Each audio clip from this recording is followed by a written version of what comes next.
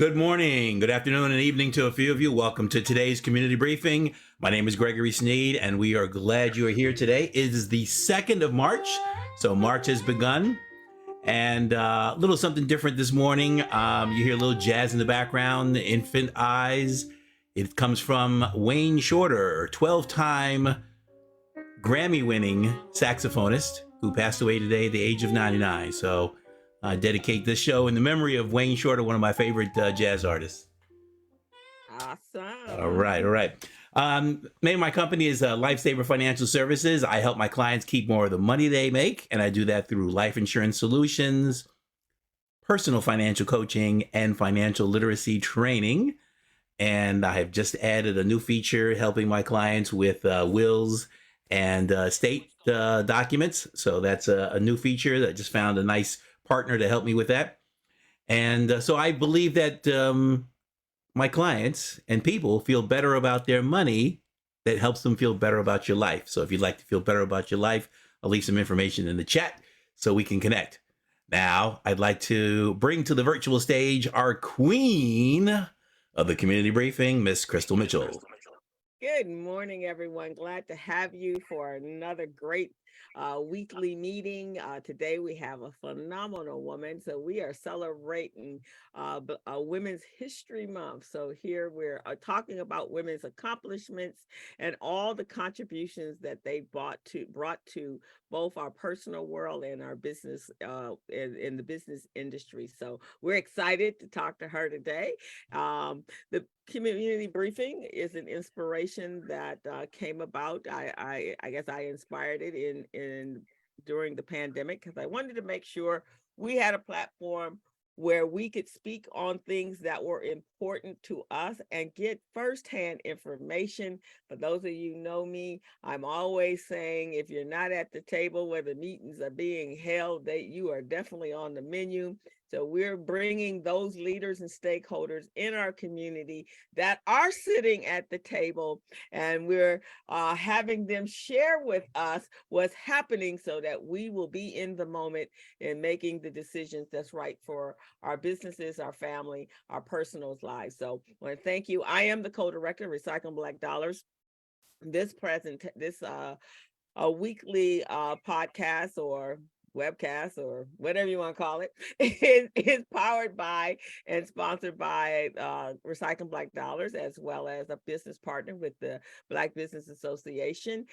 We have multiple monetary sponsors: Los Angeles LDC, Southern California Edison, PCR, Wells Fargo, and SoCal Gas is some of our sponsors. We are so appreciative of their support of this channel, and we want you to be supportive. One of the other thing besides being on the menu to me is collaboration is how we make a change in this world. We have to be united. We have to become one voice. And so that is the benefit of this platform. So thank you for joining us, all our regulars, all our new people, and please put for housekeeping, put your comments and questions in the chat, and Mr. Greg, who is our MC and moderator and part of the community briefing team, Mr. Gregory Sneed, Mr. Stephen Turner, and Ms. Robin Billups. Robin Billups today is getting some lab work done, so she will not be joining us today, but she sends her love, and she says hello to Dr. G and all of the rest of you. So with that, I'm going to kick it back over to Mr. Gregory Sneed. Hey, Roz. Hey, good morning. Good morning. Hey, Dr. G. Hey. What's up, Roz? And we got a superhero too. Yeah. Superhero's back. Bringing in the troops today. Yeah. So thank you, Crystal and Stephen at the end. And we also want to include Robin Billups. Robin is one of our co-hosts, and she is still going through some medical treatments. That's what it is. Not training, treatments. And that happens to coincide with Thursday. So she's unable to always join us, but she does pop in. But we always want to keep her lifted up in prayers as she battles through medical challenges. And anybody going through some things know how that is. So we want to keep her lifted up. All right. Today we have Dr. Giovanna Brasfield, also known as Dr. G. She's mentioned earlier that when people always know her about Dr. G and someone mentions her first name, Giovanna, like, who's that? Who's that person? So today we're going to hear from both. We're going to hear from Dr. G and from Giovanna. So she'll share a lot of that information with us. Let's see. As you guys know, sometimes I start from the top to the bottom and then from the bottom to the top. So today I'm going to start from the bottom up. And so Dr. G was born and raised here in the city of Los Angeles. Don't know where in Los Angeles, but somewhere in Los Angeles. She attended Laces High. What was now that? I'm in Compton. I said West LA, now I'm in Compton. West For about LA and now 17, repping the city of Compton. Okay. Yep. She went to Laces High School. She went to University of Laverne. She has educational experiences with, USC. She got a certificate in diversity and inclusion for success. Morgan State University, Master of Contract Compliance, which is an MCA. Morgan State University also for Contract Compliance Administrator. She's done some training with Southern California Gas and California Connections. She is commonly known as Dr. G, and she presently serves as the CEO and principal consultant at Brasfield and Associates, focusing on leadership, diversity, and inclusion. And most recently, she served as the vice president of project diversity and inclusion for Flatiron Construction and at the Southwest Division, as well as the inclusivity manager for Links. That's not the Links organization, right? That's the LINXS joint venture team developing one of the region's key infrastructure projects for the Los Angeles World Airport, also known as the LAX, the Automated People Mover Project. And she also assisted the Southwest District Manager and Division Manager in meeting contractual requirements on current and upcoming project pursuits that engage women, diverse businesses, local workforce, and youth engagement. So let's see. She's been with, she has her company, Brasfield and Associates. She's with Flatiron and Construction, Women Business Enterprise Council West, United States Veteran Business Alliance, Hensel Phelps, Sharp Healthcare Foundation, Los Angeles County MTA, board member there, working with Los Angeles Unified, the National Association of Women in Construction, Mount St. Mary's College, Los Angeles African American Women's Public Policy Institute, Women's Transportation Seminar, and the National Association of Minority Contractors. So you can see Dr. G gets busy. So without further delay, I'm going to welcome Dr. G to the virtual stage. She's got some great information for us. And Dr. G, it's all yours now. Thank you. Thank you so much, Greg, Stephen, Robin, and of course, Crystal, for bringing in this amazing conversation. I am so honored to be here today. And as you heard from Greg, I've had a chance in my journey to get to this point, to stand on so many people's shoulders that have paved the way for opportunities like this to happen. So although we're not there yet, and the there has so many different definitions of what that looks like. But although we're not there as a people, as a minority people, as a Black people, I still have been able to, really work with so many have come before me and really paving the way so that this day could be possible. So I'll bring up today's, where's that little thing? So today's conversation, we're going to be quite simple. I'm going to tell you a little bit more about me. I'm going to talk about, does DEI include me? And then talk about a few important milestones that we all should know and be aware of, because far too often I'm doing presentations and conversations and many ask me, oh, is this a new thing? We're being inclusive? And I'm like, no, it's not a new thing. It's not a new thing. It's not a last 2 years thing. It's not a George Floyd started initiative and fight for us to be included. And diversity, equity, and inclusion and belonging is something that's been around for quite some time. So then I'm going to talk about workforce impact to construction, talk about the business case, which y'all all know the business case, but we're going to talk about it today. And then we'll talk about importance, necessities, and where do we go from here? So I put this picture up here on this particular slide because it's truly one when I was just first getting started.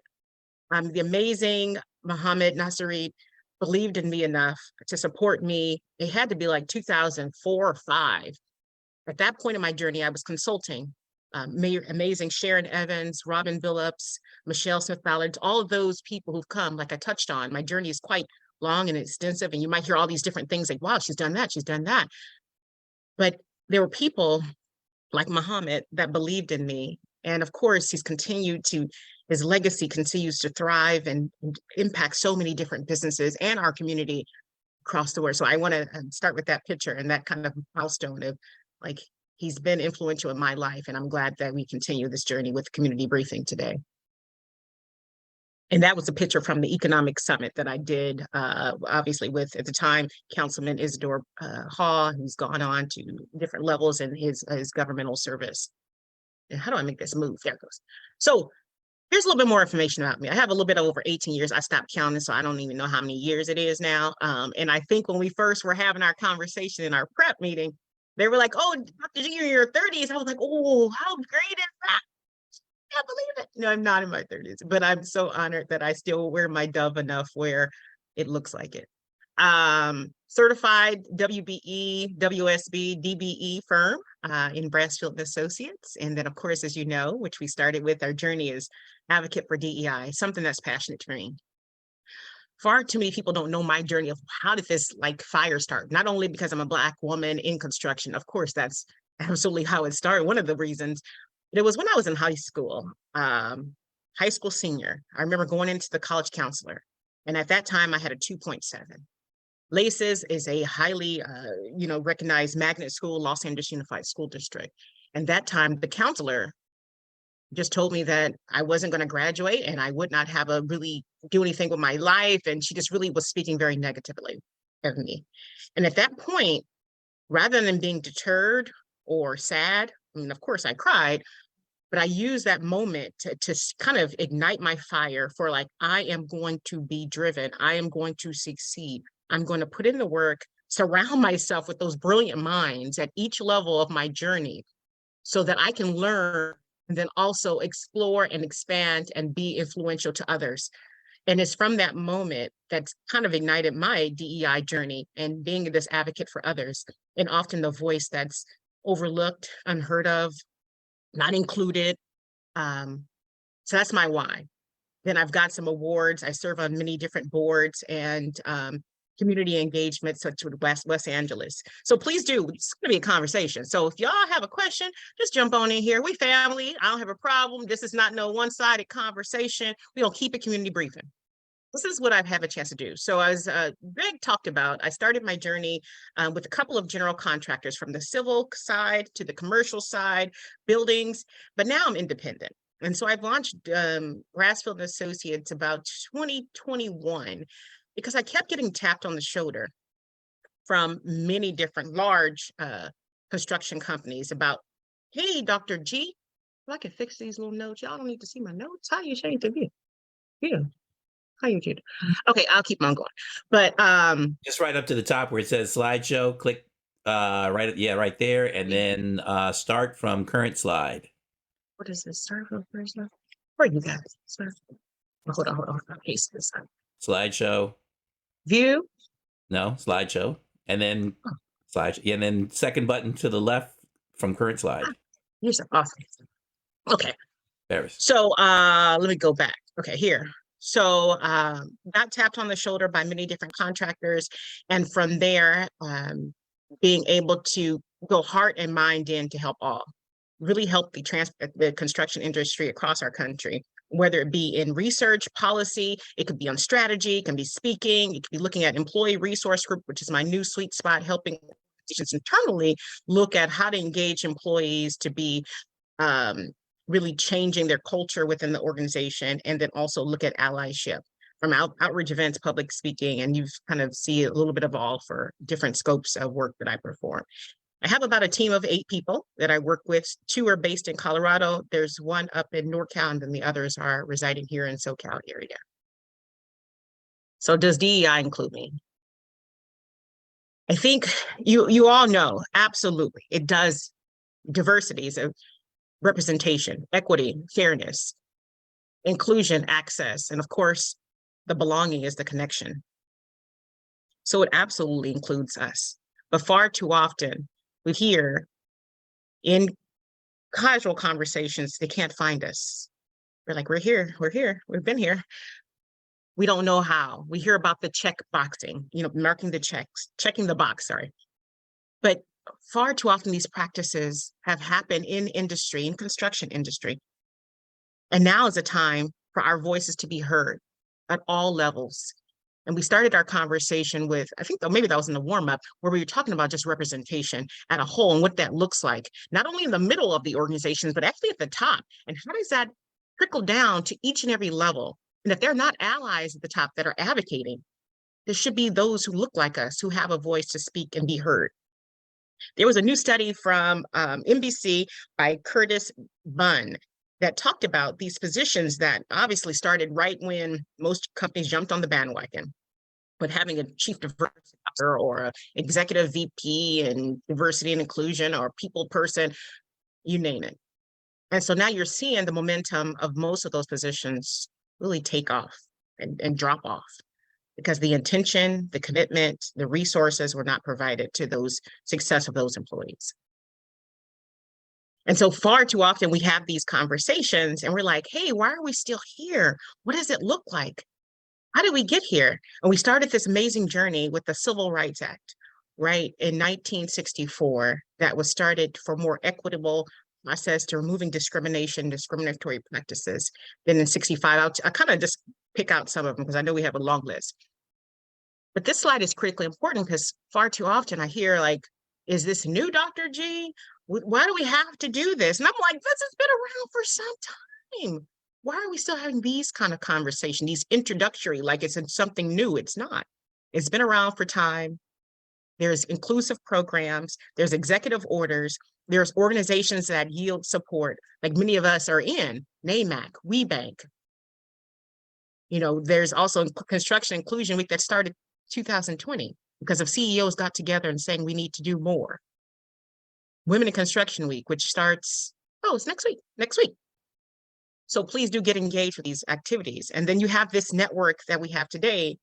Community Briefing provides a gambit of so many different resources and experiences and opportunities for us as business owners, or even the community to thrive and grow. So those are just some of the important national milestones. Dr. G? Yep. Can you share a little bit more about the Construction Inclusion Week and the Women in Construction Week? It looks like women in the WIC has been around for a while. Is that local? Is it move around from city to city? Have you been? Is it worthwhile, for others to attend? Absolutely. So it started in 1998 by the 1998 started this particular initiative, but it was founded by the National Association of Women in Construction at a national level. It was a way to really advance and spread more awareness of women in industry. And there's a week-long celebration of what that looks like. This year, it's one mission, many paths is the theme. And last year was equity, and then before that was advancement. So this initiative, there's, again, could be 5 days, it could be 7 days, depends on each organization. I've seen it done different ways, but it's just taking a position to support women in industry, whether it be in the trades, it could be small business, it could be within the organization. Some organizations are actually bringing in Girl Scouts and having them build different kind of design and build a infrastructure and then talk about it. And that helps in us as an industry in building that pathway to construction careers. If we're changing the thinking of those little people, right? Those little people who are thinking about what do they want to be when they grow up? Do I even see myself in these careers? What does that look like? And especially when we start tapping into these minority communities, that representation is even more important. Because if we don't have people at the top, we'll get there. I have a slide on Black History Month, but we'll get there. But that's Women in Construction Week. I don't want to get sidebarred on that one. Women in Construction Week, again, 5 or 7 days. Each day is a different activity. Here in Los Angeles, there's the National Association of Women in Construction, Los Angeles chapter number 42, that will have activities each day. One is There'll be a luncheon that they're having at the Proud Bird. They'll also have a mixer where they're fundraising for a economically challenged organization that caters to women in industry. They also have many different things that you can go to their website. The newer one is Construction Inclusion Week. That is a 5-day celebration focusing on different initiatives as well as two. You have a supplier diversity day. There is also education on job site safety. I mean, there's so many different things. You make sure you go to the website. I think it's constructioninclusionweek.com that has all the resources. It's celebrated in the second week of October, if I recall.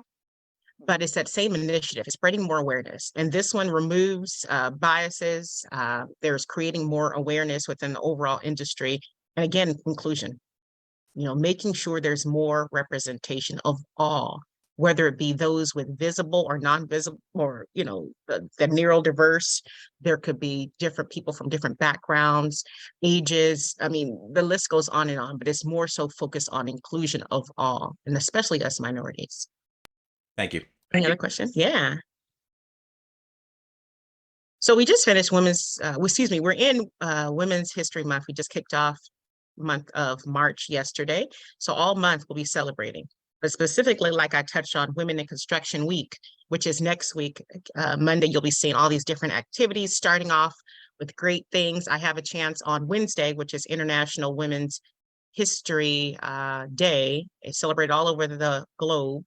And that day I have a chance to speak about allyship to one of my particular clients who's celebrating in their office space, and will be streamlined across the country to some of their other affiliates.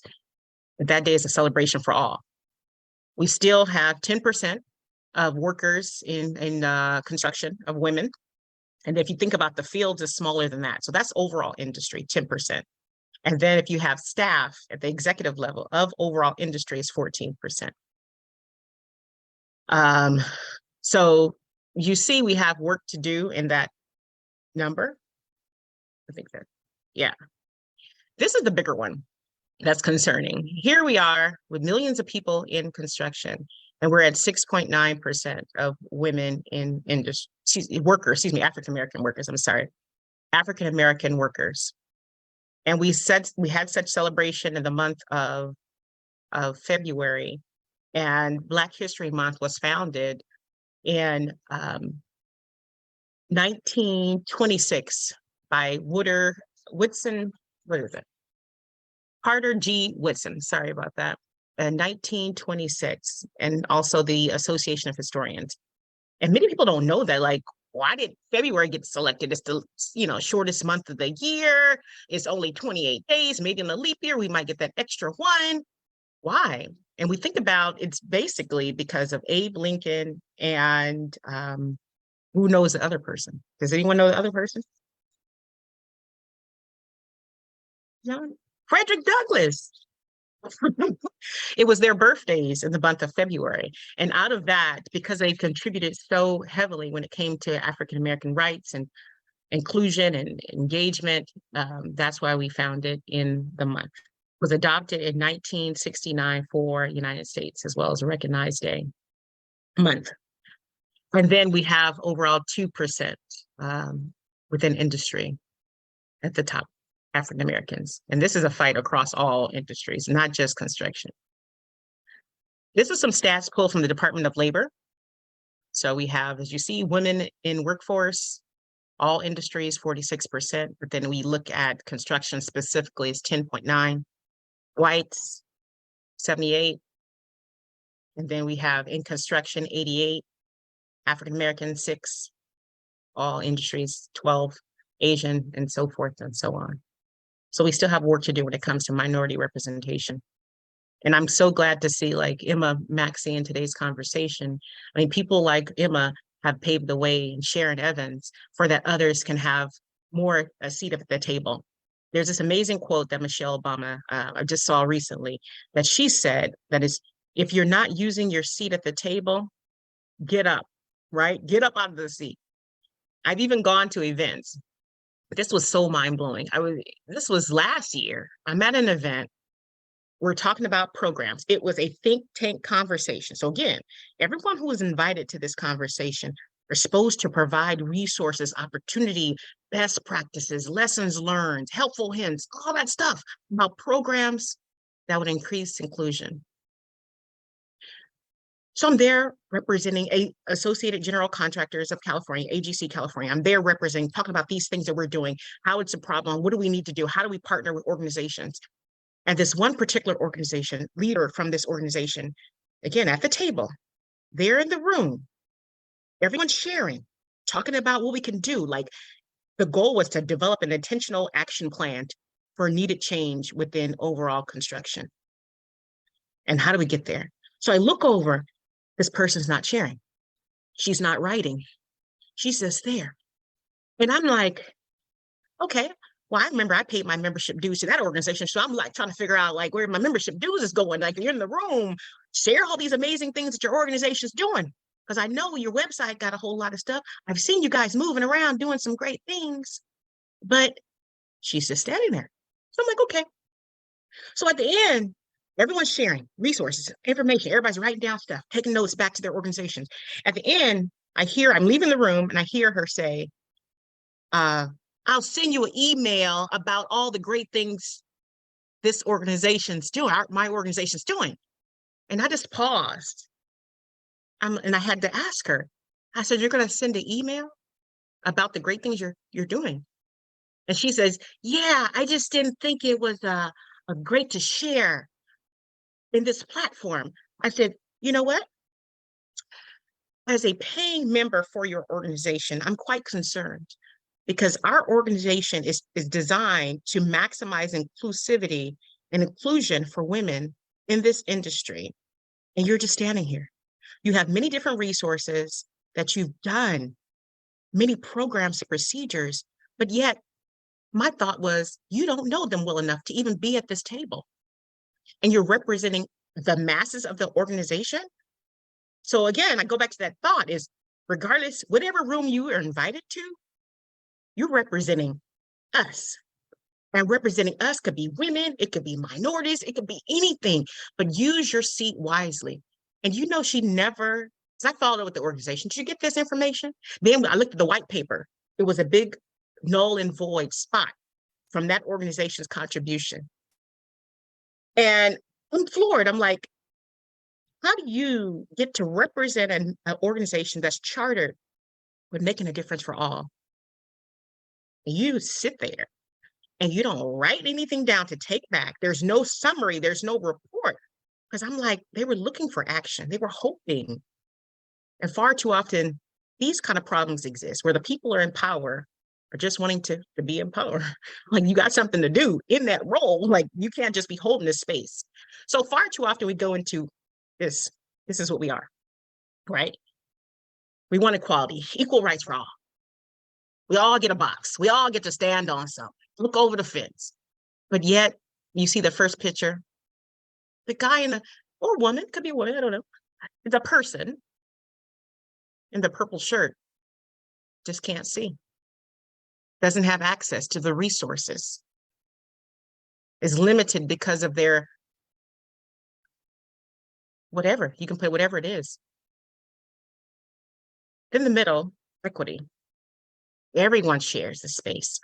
Everyone gets the opportunity to be having access to policy, procedure, practices, rights. This is what we fight so hard for, that we get such resistance on, that E. People are like, well, you got the D and the I, that's good. But the E is what we want, the access, the fair, equitable process, programs, and procedures so that we all can be at the table. And when we have a seat at the table, that we have a voice, and we have the right people in there to make it happen. But the other picture on the side, on the right side of the video, is our reality.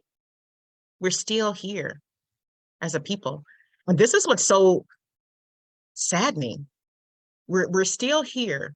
And we look at data from the US Chamber of Commerce talking about there's upcoming projects.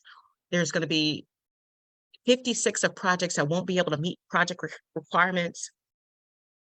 But we're like, we're here.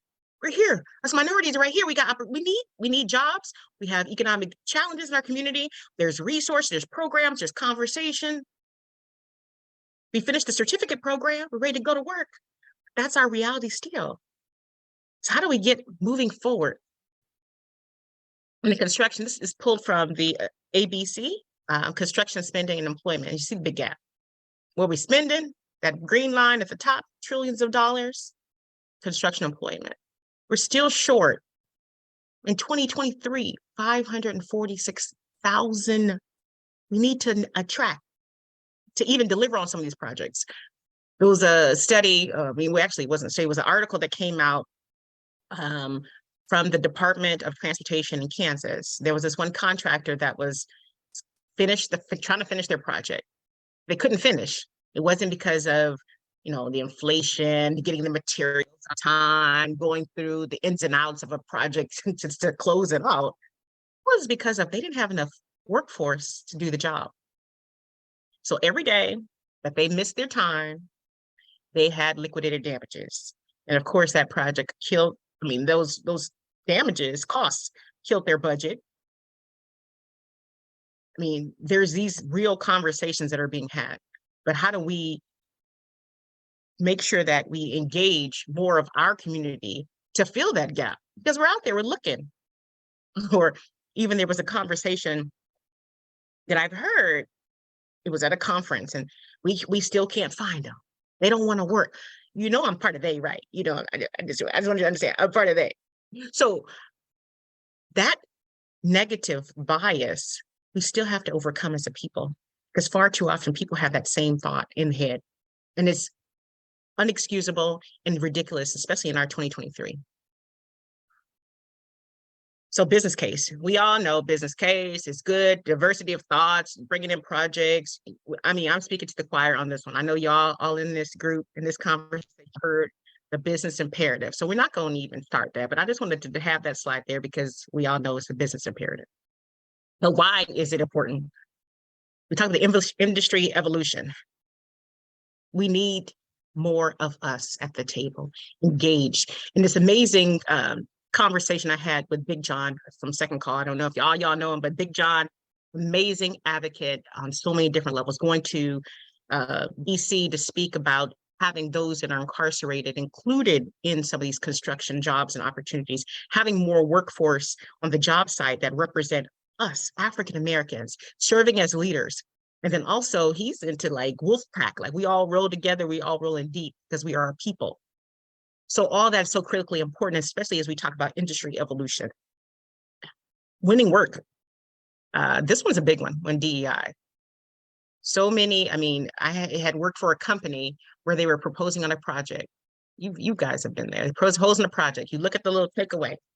You're like, whoa, the pictures of the team, they don't look like the community that they're trying to represent and go into the community. That's got to change. So I remember this one contractor put together an amazing team. They thought the best of the best, and they go into the interview to bid the project. And the client asks, "Where's your representation?" They're like, "Oh, we have people from different ages. We have different geographic areas." No. Where's your minorities, your African Americans that are working on this project? So from there, they didn't get the project. The next one they went after, they had to change their whole structure to win future work, right? Making sure that more people were included, because that excuse of we can't find them. Well, they work for your organization. You obviously hired some amazing senior leaders, and they need to be on your projects that you want to go into, the Watts, the Compton, hell, the Beverly Hills, whatever. It needs to be more representation of diversity to win future work. And attracting and retaining, this is a big one.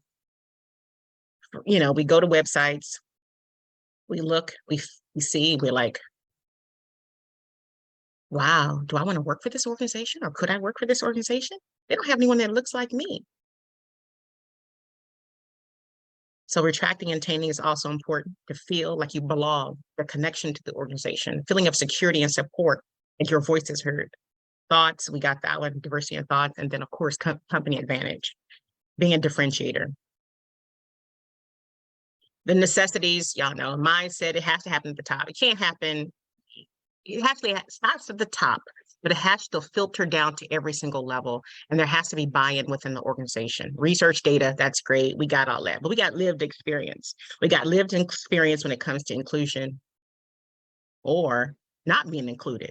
So how do we change that trajectory and make sure that that gap that we saw within the spending and the jobs kind of closes? Budget, there needs to be budget. There's a NBC, like I talked about that NBC study from Curtis Bunn that highlights these positions. People are leaving them, right? They get hired, they're excited about chief diversity equity officer and thinking about change for organizations, but oftentimes those positions aren't funded, meaning they don't have staff, they don't have overall budget that they're overseeing to implement actual change throughout the organization at all levels. They don't have those resources. And then they don't have the overall commitment. I'm gonna pause there before this. Any questions or anything? Crystal, I see you. You see me struggling, huh? Yeah.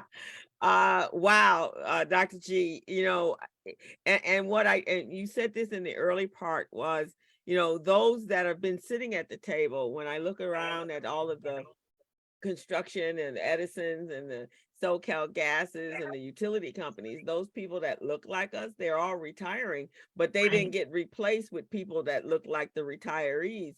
And so those numbers are just mind-blowing. And if there's only 6% now, what happens if there's no replacements? And we see at the top, especially in the climate that we live in today in America, what happens to our kids that are coming along? How do they get to be you? How do they get to be Greg? How do they get to be Stephen? How do they get to be Joe Child? How does that happen? Wow. That's a great point. And I think about, it is truly so unfortunate that those amazing people who really paved so many ways, made sure that so many different small businesses are brought along. Hopefully we don't lose that impact that we were able to make through them and the information that they were able to share out. Because there's national policies, one, there's also utility policies that are in place. But beyond that, we don't want to make it performative. Oh, you got to do this goal. So this is the only reason you're doing this inclusion practice. It's beyond that, because those individuals in those roles, that was who they were. They were impactful. They were making a difference and also opening the eyes for their organizations and also their industry. I think about my own personal journey, how did I get here? And it was a combination. It was not only the shoulders in my own community that I was allowed to stand on and support. Like I remember that picture you saw with me and Isidore and Mohammed. So my first sponsor, it was the Economic Empowerment and Development Summit that I thought about doing. I was a young consultant. I mean, really like young, didn't even know what I was doing. And I remember getting enough support from Fabian Weston. At that time, she was at Fame Renaissance, their business incubator center. And then I said, Fabian, I want to do this amazing economic summit.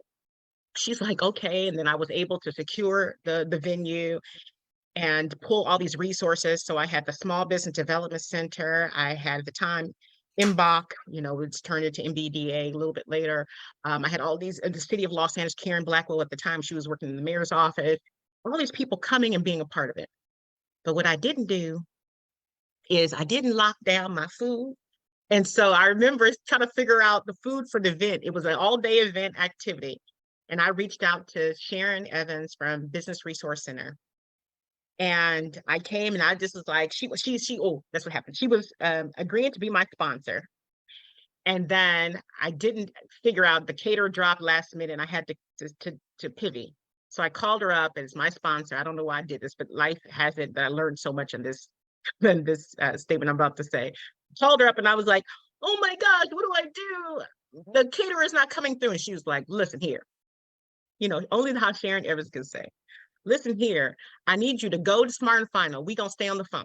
You're going to go to Smart and Final and you about to cook this meal for my event that I'm sponsoring you on, little consultant, and you want to play with the big. I was like, whoa. So of course, she stayed on the phone with me. She was like, I want my sponsorship dollars to make sense and make an impact. But again, just because of that, there's people like Sharon, like a Joe, like a Karen, that again are still connected because she didn't know me at that time. Now we're great friends and family trips and all this fun stuff. But it was that milestone that she believed in me enough to, again, help me along my journey. And there's people like that that I have over and over and over again who really come in at a critical time to help me. So I'm hoping, Crystal, to answer that question, that there are people like that that lend their experience. Like one of the things I have a chance to do that people don't know is I volunteer at Dorsey High School. There's amazing Sonia Mason that has a program that's targeting young girls that are in foster care and group homes. And my goal is to just go speak to them, sowing a seed in them to say, you know what? I was there. I didn't know what I wanted to do. And everyone sees me today and they think, oh, Dr. G, she has, no. I was raised in West LA, but I didn't have it always good. And about 20 years ago, I moved to Compton because I was interested in understanding why the people of Compton were having such challenges, the resources, trainings. And since then, it's evolved and grown, and you've seen the political change in the city. That was my initial driver here. And that's why I help the young girls at Dorsey High School, is to give them that opportunity to see us in a leadership role. And then a beautiful about it is just I tap into my network. So the Brianna, from PCL, the Lakeisha Bearden from Meriwether Williams, having Belinda Allen from West Angeles, going and just sharing their own personal journey with them. Because they all have their own, every one of us has. And I, encourage you, please do, after today's conversation, reach out to me so I can tap you into Sonia Mason, who's doing this program, just to talk to girls. She don't want anything. It's conversation with the girls. It's like, I got that. I can help you with that. Connect you to people. Good. I met her through Jean. I met her through Jean from GLAC. Awesome. We do have one question here. Yes. We have a couple of questions, but one from one of our guests here is, has there been more of a move to create small business partnerships and joint ventures to help owners qualify for larger contracts from larger general contractors? So I see more programming. I mean, one of the things I can speak on, and then Bianca, please do feel free to jump in. She's closer to it than I am, but there's Metro that has programs that are having the smaller firms work with the larger firms in leading some of the initiatives when it comes to projects. Bianca, anything on that one? Because I think, or am I throwing you out there? Could you repeat the question? So the question is, are there opportunities for small business partnerships or joint ventures to help owners or maybe small business owners qualify for some of the larger contracts? In other words, maybe they come in as perhaps a sub to a prime, I think that I was thinking you other way. I'm sorry. Yeah. So yeah, I was thinking that the tier 1 program that Metro has, Bianca. So then I'll tag on to answer Greg's question. But I was thinking about that. Remember, it was Triunity who had a chance to, that's what. Is she free? What? Maybe speak on that Triunity program. Well, I know Metro had a medium-sized program where they would take companies that were like at 10 million and up and partner them with a larger firm to help them grow. Because a lot of times we get to that middle level, we disqualify for the small businesses.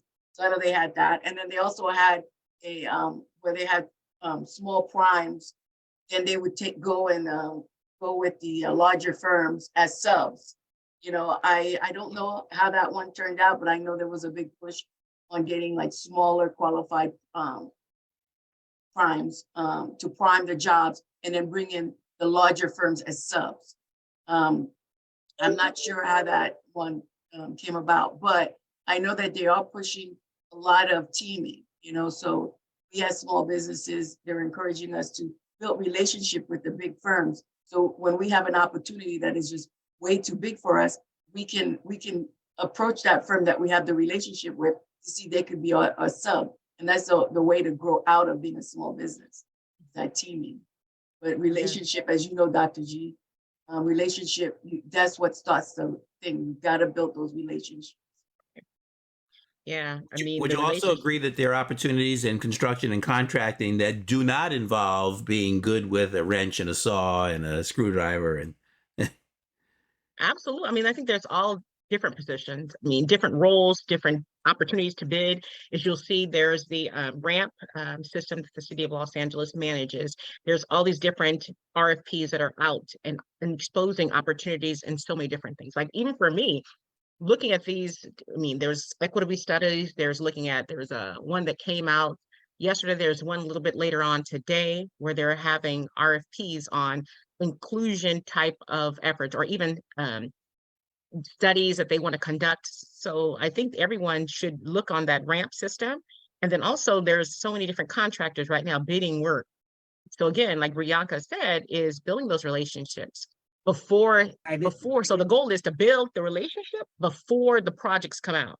They like Metro gives out a look ahead. Roz, come on in. Dr. G, this Come on Dr. in, G, this Roz. I'm sorry. There also are organizations like SBAC, which I'm a part of, and that does bidding for LAUSD, and they have programs that actually incent larger companies they give them more points in bidding when they bring in the smaller companies. And like you said, it's to get a relationship with them, and they even have programs where the subs or the smaller companies can become primes and bring in primes with that. And I would encourage people that are in, especially construction, because there's so much work out there, especially at LAUSD, but and with the city, you've got, I would encourage you to be a part of the organizations who represent you in these forums to hold them accountable, because I think that's the biggest thing. That's the biggest misnomer, is that, yeah, they'll have these programs and they'll incent them, but Lord Prime sometimes gets you to come in with them on the bid. And when they get the bid, they don't give you the work. And they're not being held accountable. And they're not, I just wanted to just mention that there are programs, in answer to the person's question, there are programs that's out there, but we just have to make sure that we get involved and keep the entity accountable to do that. And Ross, you mentioned LAUSD. I always get in trouble for this because I firmly believe that they ought to reintroduce vocational schools. And also some schools, I mean, I remember back they had, you had wood shop, you had, different things, and you learned how to work with your hands, which can lead to opportunities in construction and contractors.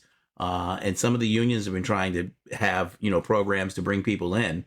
Obviously they want to build up their union membership, but yeah, I'm a big proponent of it, but that doesn't seem to get much traction. I just say LAUSD has an entity called SBAC, which is the Small Business Advisory Council. Yeah. And what we do, we hold them, or we make policies and meet with the board to bring about opportunities for small businesses. And we try to hold them accountable. And I'm really involved in that and trying to make sure that small businesses get those opportunities and have those programs for small business. I just say, look, we have to continue to work to hold them accountable to do that. Yeah, I agree. I understood your point. I was just adding on to it.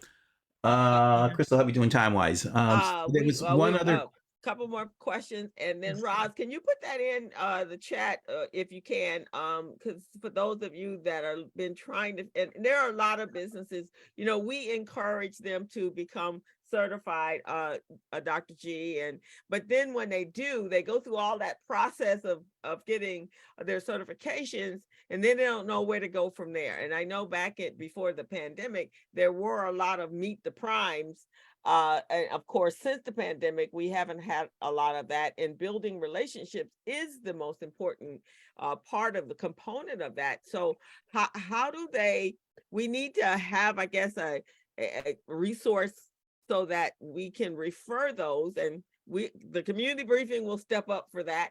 If the information is sent to us, then we'll make sure that it gets to the individuals, because I think that's the disconnect, right? Yeah. I have a lot of businesses Yeah. that want to be in this space because that's where the money is, right? Right. But they don't know how to get there, right? Yeah. They don't know what are the next steps after I get my certification. I get that question all the time. Right. Hi, can I say something? Oh, yes, please, Emma. Hi, good morning, everyone. One thing I want to say, I'm just going to put this out. I do not work for the SBA anymore, but I do understand how government works.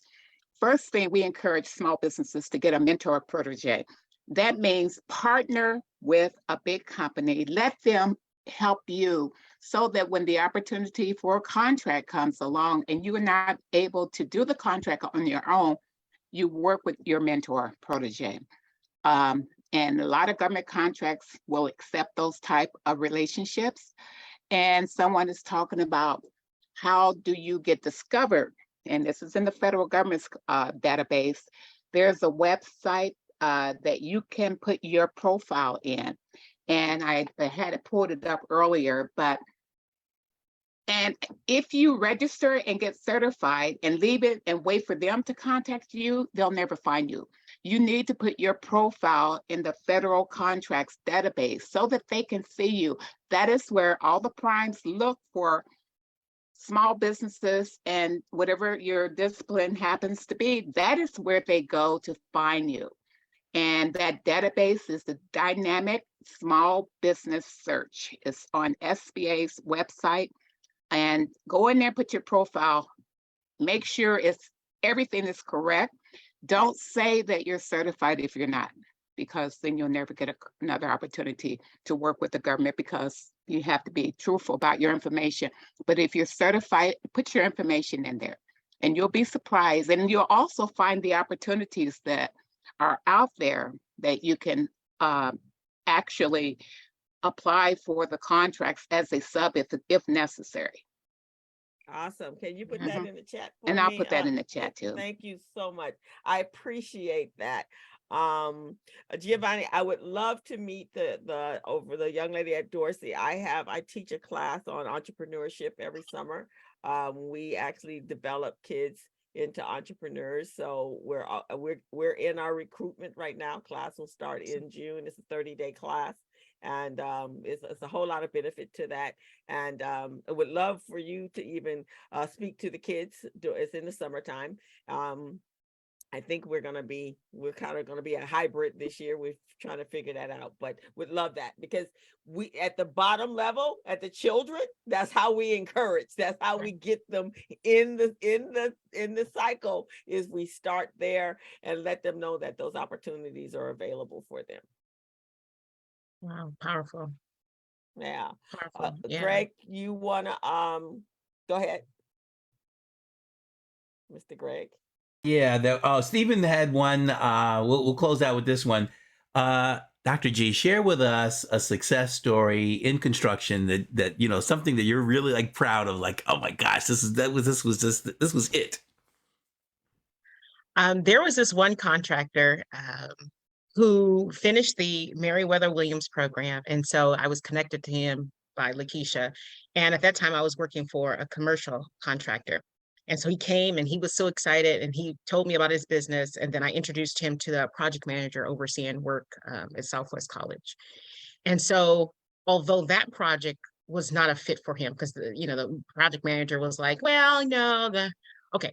So anyways, what the small business did was kept that relationship. He just kept calling, kept emailing. I just won this project with another contractor, just won this, got a small dollar value, and he started growing. And he would CC me as well as the project manager who he had met that day through that connection.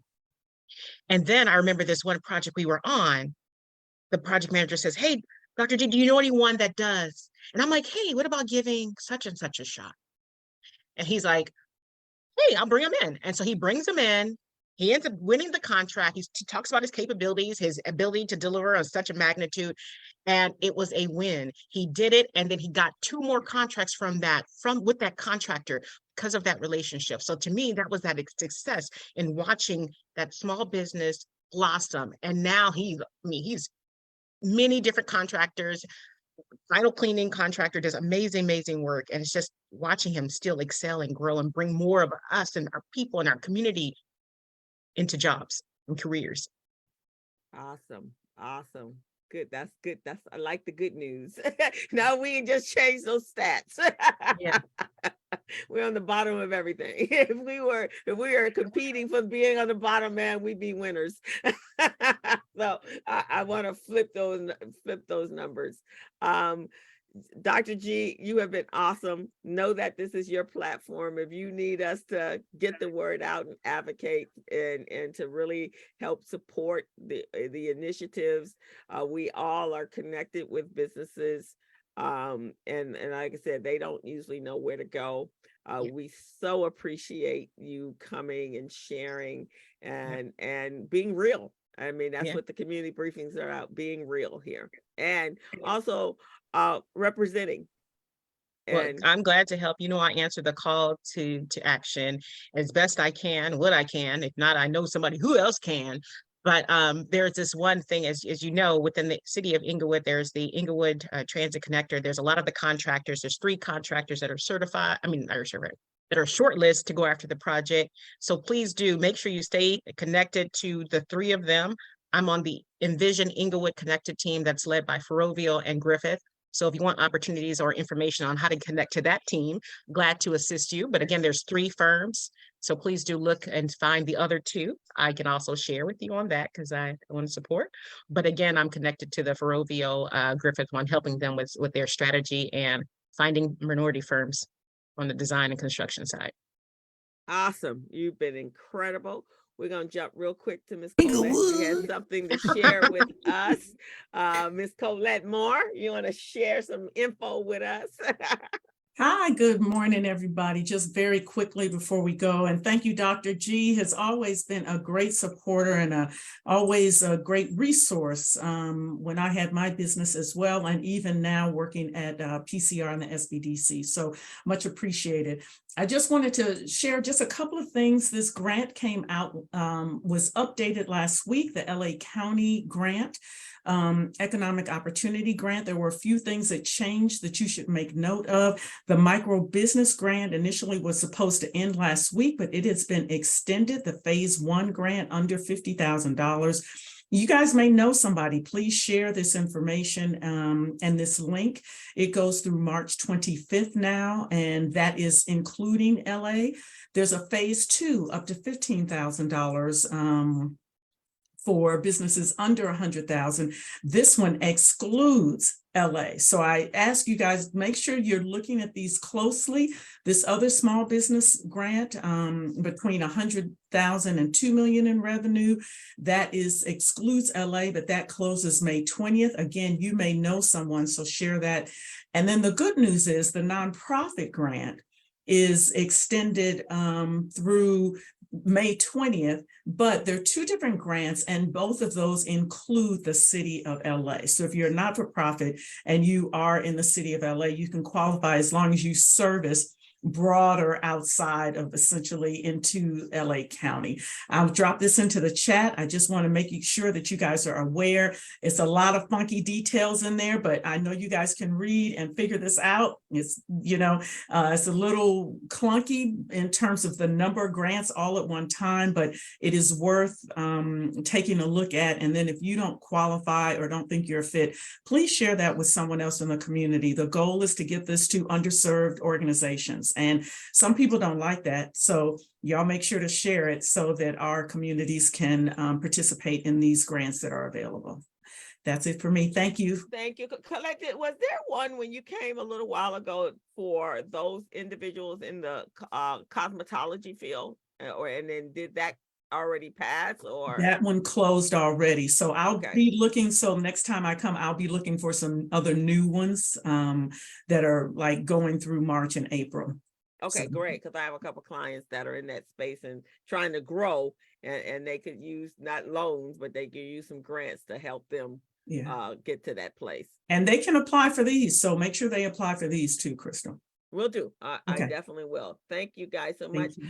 Got a request. Everyone knows Candy Lewis. She works with young people. She is this is prom season. They're collecting prom dresses. It's the prom dress giveaway, and she needs some support. She needs some volunteers Monday through Thursday, 10 a.m. through 7, not the whole day, but a couple hours, or Friday from 10 to 5.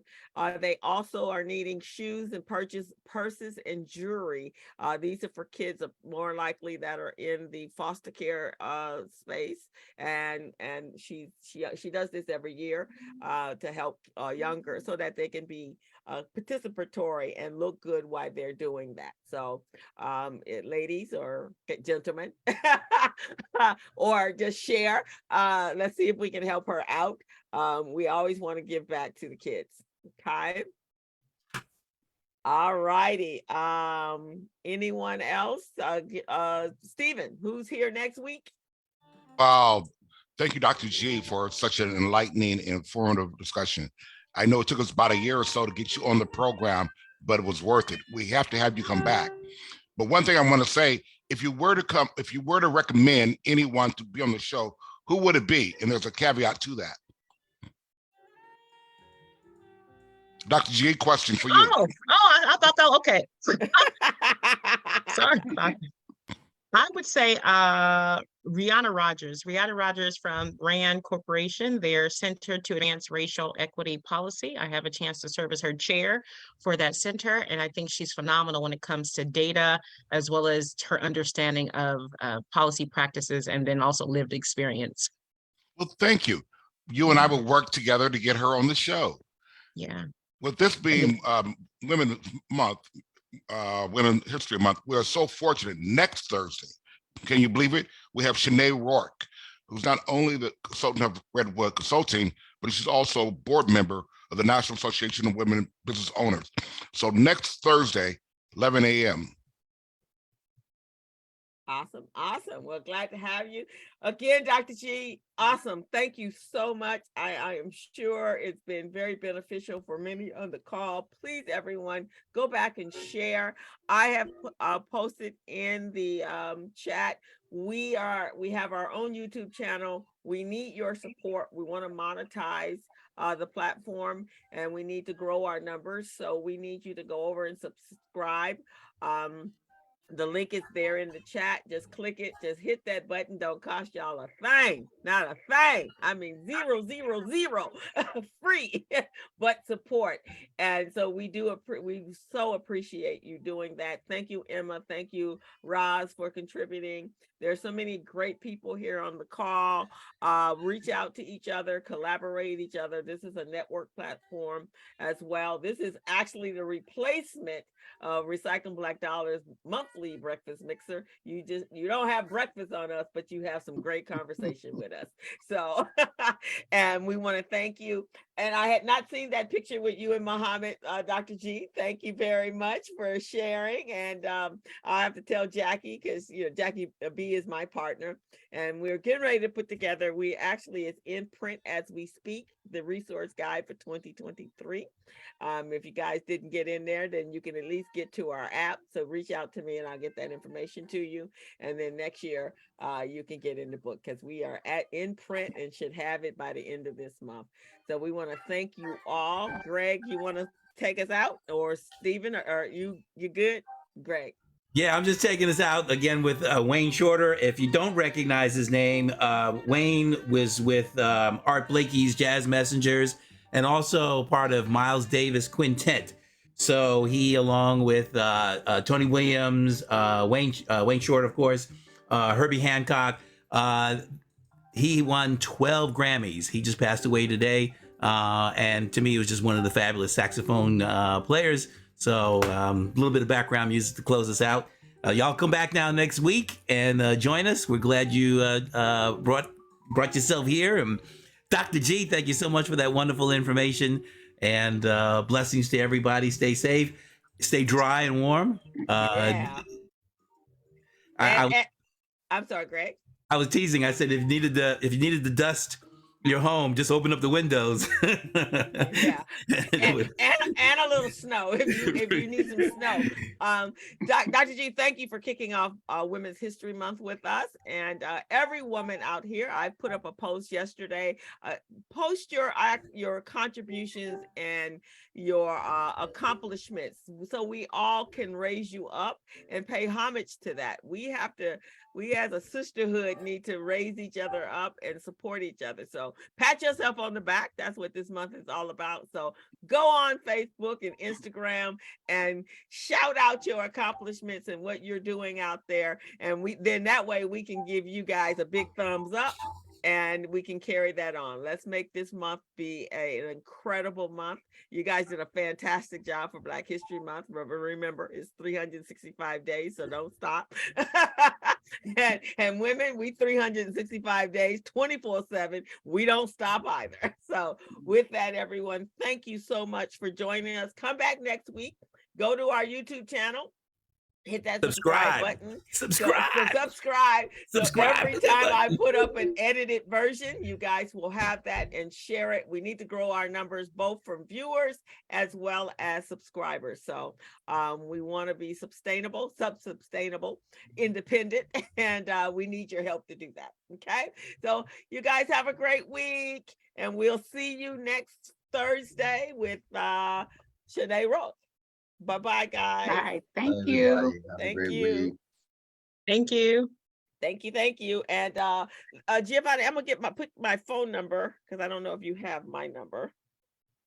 And if you reach out to me so we can make that connection, so I can get a flyer over to introduce the girls to the program. It's a great program. We pay the kids get a stipend for participating, and they get to compete in a competition.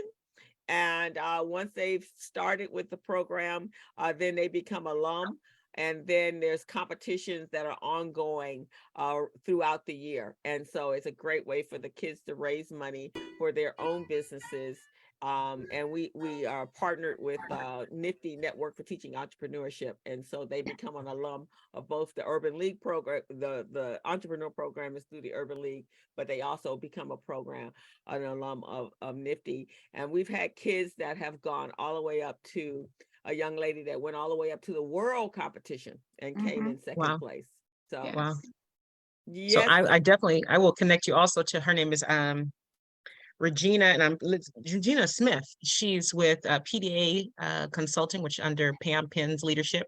And her job is to engage youth or young adults in construction careers. And so she'll be such a resource to you. And then from there, I know you know Teresa. Steve, I got to give Teresa Price, right? You know her? You had her on? Okay, good. Yeah. Oh, we love to have Teresa Price on because I forgot. I gotta tell Steven. Okay, yeah, she's another rock star. She would do good with careers and education, scholarship. She talks about that STEM program. She got all this stuff. Okay, well, we'd love to have her on as well. Thank you guys so much. Okay, guys, see ya. Bye, Dr. G. Nice seeing you. Thank you. See you. Take care. Bye, Emma. Bye. Bye. Hey, Michael, Renee. And Ron Emma, Carter, that's what I was thinking. Ron Carter, base. Carter. Ron Carter. You been good, Emma? Yes, great. Can't complain. Okay, good. Okay, you guys take care. Great show. Thank you. Thank you, Emma. Good to have you. Bye-bye. Let me stop the recording. Stop the Facebook.